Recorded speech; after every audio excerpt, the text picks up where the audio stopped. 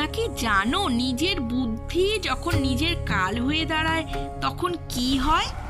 হিন্দু পুরাণের এমন এক অসুর যার কাছে খোদ মহাদেবকেও হার মানতে হয়েছিল, কিন্তু সে হেরে গেল একটা নাচের ছলে।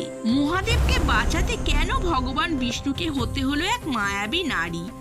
চলো জানি ভস্মাসুরের সেই অবিশ্বাস্য ধ্বংসের গল্প। ভস্মাসুর নামে এক শক্তিশালী অসুর, সে অমর হতে চেয়েছিল, তাই মহাদেবের ঘোর তপস্যা শুরু করে। তার ভক্তিতে তুষ্ট হয়ে মহাদেব প্রকট হন। ভস্মাসুর এক অদ্ভুত বর চাইল। সে বলল সে যার মাথায় হাত রাখবে সেই ব্যক্তি তৎক্ষণাৎ ভস্ম হয়ে যাবে। মহাদেব সরল মনে তাকে সেই বর দিয়ে দিলেন।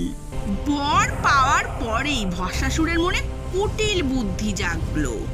সে ভাবলো যদি সে মহাদেবের মাথায় হাত রাখে তবে মহাদেব ভস্ম হয়ে যাবেন এবং সে স্বর্গের অধিপতি হয়ে যাবে। সে উল্টে মহাদেবকেই তাড়া করতে শুরু করলেন।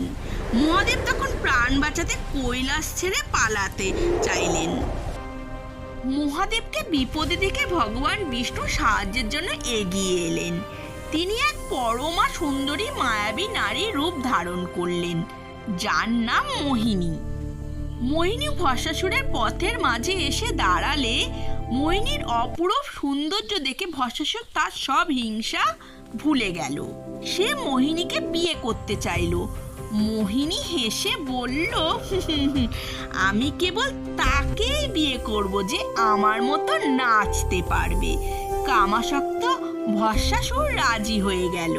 এরপর শুরু হলো এক অদ্ভুত নাচ।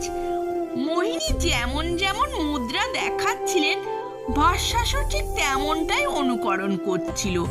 নাচতে নাচতে ভস্মাসুর এতটাই মত্ত হয়ে গেল যে সে নিজের বরের কথাই ভুলে গেল। হঠাৎ মোহিনী এক মুদ্রায় নিজের হাত নিজের মাথায় রাখলেন। ভস্মাসুরও কোনো কিছু না ভেবেই মোহিনীকে নকল করে নিজের হাত নিজের মাথায় রেখে দিল।